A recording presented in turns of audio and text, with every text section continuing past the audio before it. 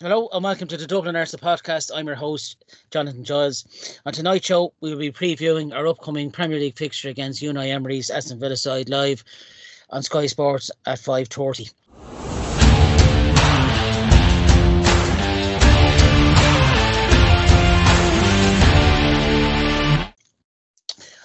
On this week's show, I'm joined by my regular guests throughout the last couple of seasons, our UK-based Gunner. First of all, Colonel Ozzy Osborne. How are you, Colonel?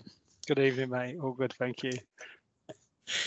You look very refreshed from our review of the Wolves game. 72-hour deodorant. It's all good, mate. It's all good. We've still got another couple of hours left. As you can see, still in the sunny side of the Emirates Stadium, so you look really fresh-faced. Thanks for coming on, Ozzy. And as always, by my regular guest and retro gooner, Eamon Donnelly. How are you, pal? Good evening, Jonathan. As I say, I'm filling in for John Giles. And I asked John at the end of the day what I say, and he said, get on with it. Thanks very much, Dave. So get on with it. Our record caps holder joined us there and Arsenal ambassador for the season. Thanks, David. 723 appearances, as I say, at the end of the day. And some of those were under 30-0 and Don Howe. And Terry and Dom were a great partnership, as I said. As I said, you just never know who's going to come on these shows. And hopefully we'll have a lot more on our preview shows. Thanks for coming on, Eamon, as always. And also to Bria Moretti, who really does calm the nerves. As I said, Aston Villa next, away, Villa Park. They are under, of course, our former manager, Unai Emery. They really had a good season of their own last year. To do the double overs was quite a feat, I think. Home and away, John McGinn got that early goal at Villa Park. And, of course, the 2-0 home victory I'd like to forget about. But collapsed their title challenge. They signed Aston Villa themselves this summer. They lost. They sold Douglas Luiz to Juventus. But they've brought in a bargain of Ross Barkley for 5 million. I thought he'd done really well at Luton Town. I thought it kind of gave him his career a bit of a revival. You know, myself and Eamon were at the home game against Luton in April. I thought he was by far the standout player, the way he controlled the ball in midfield. I thought you probably missed even getting in the England team, only where there's so many superstars there now, you know. I thought he really had that much of a good season. I thought the £50 million acquisition of Amadou Onana from Everton was quite a steal. And as we saw there at the weekend, the 2-1 victory over West Ham away there, that lad Johan Joran, nothing to do with the I can safely say he won't be going to West Ham after that. I think he almost put himself in Aston Villa folklore after scoring the winner there. But I was really impressed, I have to say, and Eamon, I said this as well, when we played Everton over the course of last season, you were really impressed with Amadou Onana. This is going to be another tough fixture against Unai Emery. He's tactically, he's quite good when he's managing teams like Sevilla and Villarreal. Just didn't happen for him at Arsenal. But I thought what he'd done with Aston Villa, getting them into the Champions League, bringing in the likes of Pau Torres, John McGinn looks a different type of player. Ollie Watkins can score you 20 plus goals a season. How difficult a fixture, Eamon, will Saturday be away to Villa Park? Well, here's how difficult it'll be. If you're going away to Man United or Newcastle or Tottenham or Chelsea, you'd consider it one of the big games of the season. Yeah. Aston Villa are a top 4 team in the Champions League. So and it shows how far they've come for you to say that. Yeah. No, we're playing against a top 4 team. We're not playing against some flash in the pan. This team has been constructed and well coached. And you know, if we come out with a point from this game, I'm not saying that's what we should play for, and we don't play for a point, we play to win. But let's have no meltdowns. If we get any kind of a result up there, this is a 38-game season. Remember, they took 6 points off us last year. So if we could get 4 points off Villa over 2 games, and you're talking about small margins, well, add those 40 or 89. You've got to look at it like that. So obviously, we go out to try and win the game. If you analyse the 2 games last season very quickly, the away game again scored after 7 minutes. We just didn't start brightly that day. We dominated the game from a half an hour onwards. Martin missed an absolute sitter on 66 minutes. And had he scored, I think we'd have gone on not only to draw the game, I think we'd have gone on to win it. The home game I referenced, it's one of 3 games that cost us the title, along with West Ham at home and Fulham away. And to be honest with you, that was one of the games where Villa gave us the pitch.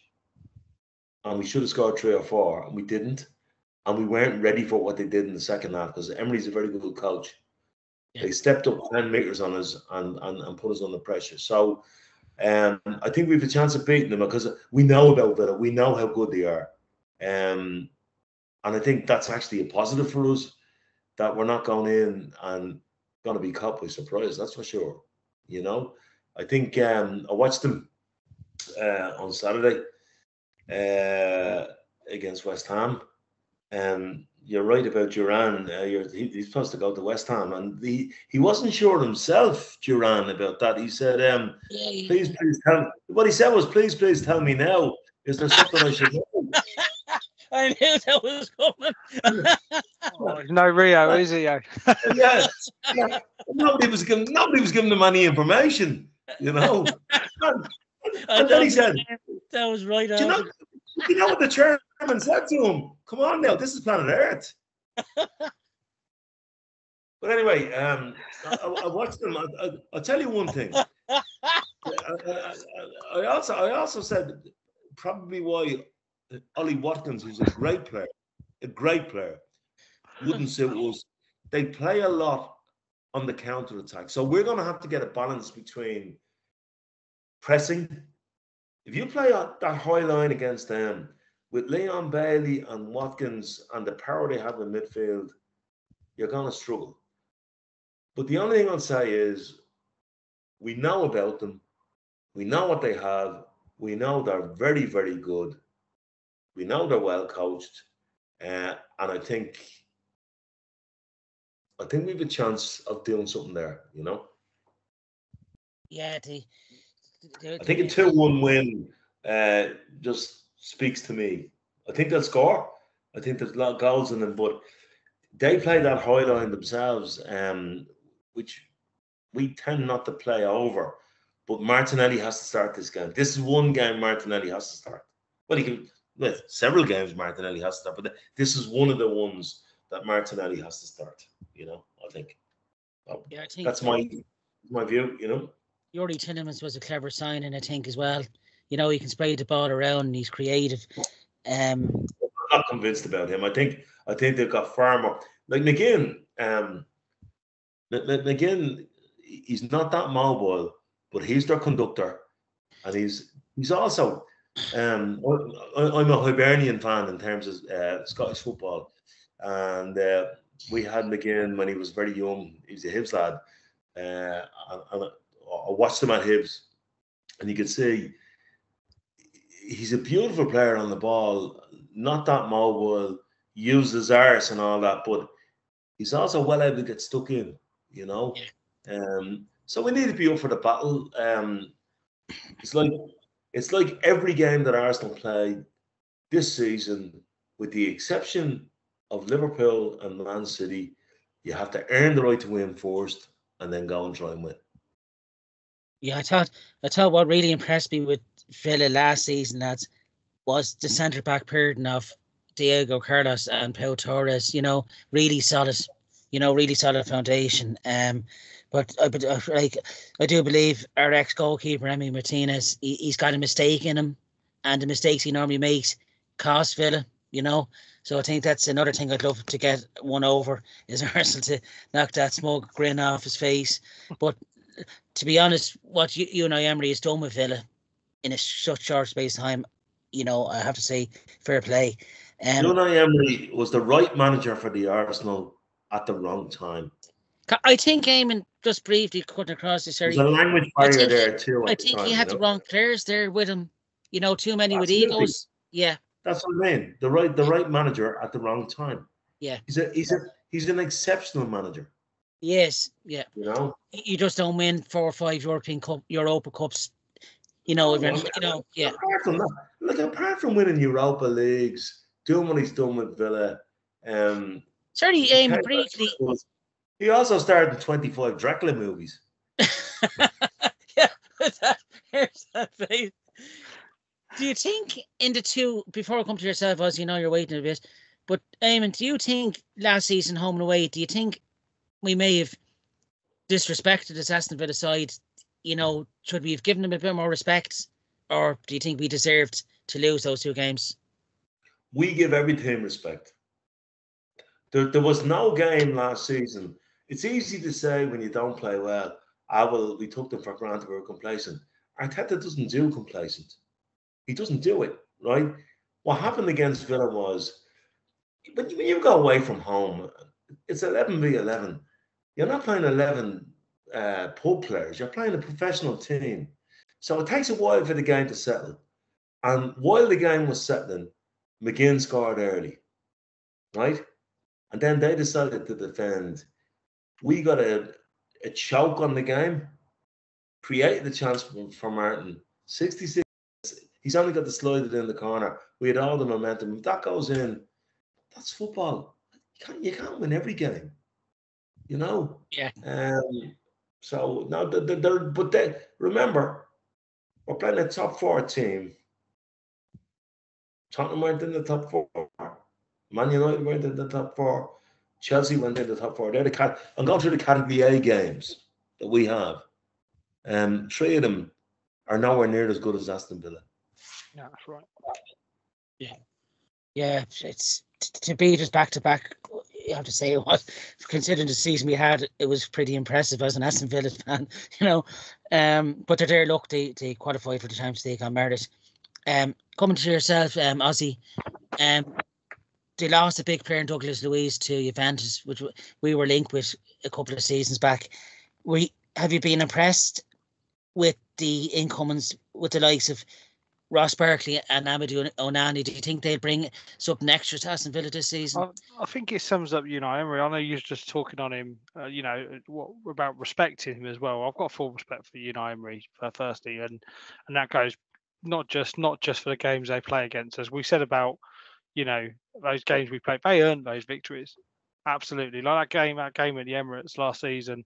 They soaked up all our pressure because we had a really good first half, you remember, and in the second half, Unai Emery made some changes that we couldn't deal with, and ultimately, and I think we got hit on that.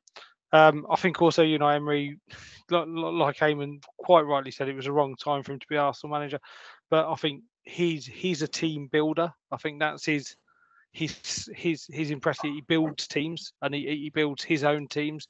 And I think when he came to Arsenal, he was given a whole host of star names, but I don't think he would probably. I know he was at PSG, but I just think it wasn't his team. Yeah. And ultimately, I know he went to Paris. He's had that sort of exposure before, but it's quite hard not to be successful at Paris, isn't it? Really, I guess. But when you're looking at him, for me, he strikes me as a team builder, someone that can build his team. And that's exactly what he's been allowed to do at Villa. He's brought in the players that he wants, the players that he needs, and I've got quite a lot of respect for Unai Emery. I think he's earned us to show the respect. But like Eamon said, we do show every team respect anyway. But looking at the middle, Onana's a great signing, isn't he? What I do. This is going to be a tough game, and I sort of side with Eamon on the fact that I think if you ask me, will I take a draw now? Absolutely, I think it'd be a good result for us. I think I'm kind of glad to get this out of the way at this part of the season, if I'm honest, because a lot of these sort of fixtures cause us meltdowns towards the end and put a lot of extra pressure. So I'm actually all for playing City, Tottenham, and Villa away in this early stages because it gets all that out of the way. if we can come away with a point at Villa, you know, of course we want to go and win, and absolutely, if we do win, it's a bit early in the season to be saying it's a statement, but I think it's but it's, you know, it is a big game for us, right? And let's just, I'm intrigued. I'm intrigued not only to see how we play against them. I'm interested in this fixture, but also the Duran references that we're going to come on in the match review. I can't wait for them. I've got so many in my head. It's hurting right now, but yeah, but it's when we look, I'm just looking at a team that played against West Ham on Saturday, and I sort of caught the game while I was having a beer after the game. And where I know Eamon mentioned Martinelli, but I also look at like Lewis Digne at the back as well. Their fullbacks are quite suspect for me. Like I don't rate Matty Cash that much. I think Martinelli will cause him problems, and then you've got Lewis Digne who's 31, so he's playing left back. Both interestingly got substituted against West Ham. You know, but I think Saka, the full fit Saka, can cause him problems as well. So I think ultimately, I think there's a clue in our top. You know, are they going to be opportunities for us to get behind them? But absolutely, I think it's going to be a physical game. I think we're going to have to be. This is for me. You know, we're going to have to bring our A game to get a result here. And 5:30 on Saturday, who knows? You know, Ollie Watkins, we know he's a threat. You said Ross Barkley. I thought Ross Barkley was fantastic last season. What a squad player he is, you know. And I know he didn't get to come on. I don't think he came on, did he, on Saturday? But he's another good player. And you know, I think Leon Bailey worries me slightly as well. You know, he's quite a lively player. I think he plays Zinchenko. Yeah. If Bailey plays on the right, don't play Zinchenko. No, that's right. And then we'll just have to see how we deal with that, because Bailey came on. He came on, didn't he, as a sub against us in the home game last season, Bailey. Yeah. He completely changed it. Yeah. So he'll have that. He'll have that on us as well. So look, all in all, look, let's, you know, again, I'd be happy with a point if we can go win that. Absolutely fantastic. But I think we just need to realistically see who we're playing here, and it's going to be a long season for Villa, and you know, they've got games to play as well. So it's going to. So unfortunately, I think other teams might benefit from that at Villa, but I think Villa are going to take a lot of points off people this season when they're playing, depending on when they're playing them. Because as I say, I don't think their squad's big enough for the Champions League quite yet. We don't know in its format, but you know, but we'll see. But yeah, let's see what we can do. I'm intrigued to see it. I am intrigued by his squad, but slightly nervous as well. Yeah, I thought just briefly on Amadou Onana, you could see what a big loss he was to Everton at the weekend. He's a huge loss in the middle there. That 3-0 result, I know Richie White is our biggest listener, but it's unfortunate. I didn't see that result coming. You know, 3-0 Brighton, and Brighton is another team under another young manager. That's a game that we have to watch. You know, it could be potentially tricky. You know, under new Fabian Huser, I think he's only 31 or something. You know, but they're no. Yeah. Yeah, look, as Ozzy said, Aston Villa will have a lot of games Tuesday, Wednesday, Saturday, you know, with the Champions League. So there's going to be, they definitely won't have the season they had last year, I don't think. You know, I don't think they've enough depth. I'm not sure about that. But they won't. Well, maybe they won't, but they won't see it like that.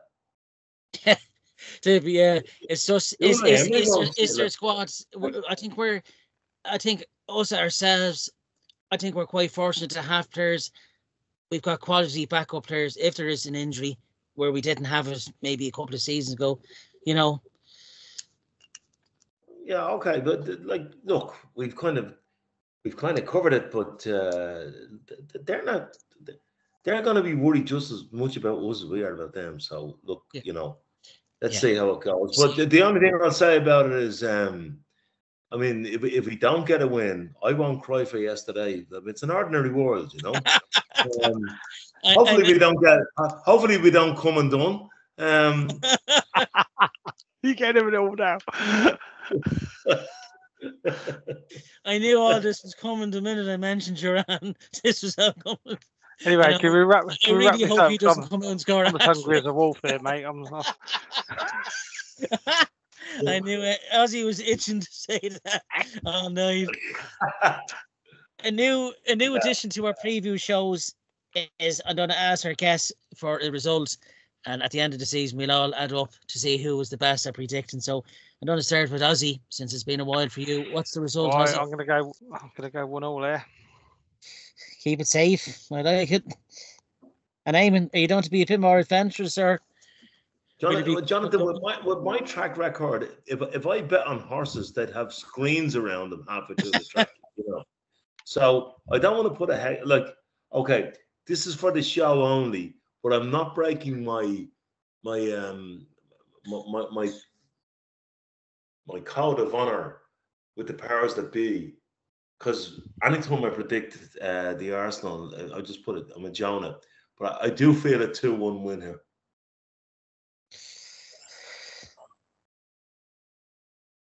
I'm saying nothing till Saturday myself. And if you forensically analyse the show when you go back, I didn't say for who. I like that. I was going to say for who, so I like the way you keep. I assume that you're a gooner. I'm going to say quickly, 2-1 Arsenal, get it over with. Okay, go on. Yeah. As he said himself, Ozzy, will he come undone with that prediction? Well, I didn't say who it was for either, did I? I didn't say which way it's going to go there, did I? As I say, I manage Aston Villa. Great club, great people. They do great, lovely shopping in the town. And as I say, at the end of the day, Aston Villa are great. It's been a good preview show for this week. I'd like to thank, as always, my guests for the review and the preview this week. Ozzy Osborne from the UK. Thanks very much, pal. Good to be on, mate. Good to be back. And to Eamon, who are you, Donnelly? Good to have you. As always, like, comment, and subscribe to our Dublin Arsenal YouTube channel. We're going strong. Let's hope we can add a few more. And we're also on Spotify, Instagram, TikTok, and Facebook. Thanks to Martin Stumble, as always, for taking his treasure time to edit all this. Without him, there'd be no Dublin Arsenal YouTube channel. So thanks to him. Until next week, hopefully, fingers crossed, on our 100th episode, we'll be reviewing a victory over the Villains. So until then, have a good week, and thanks for listening.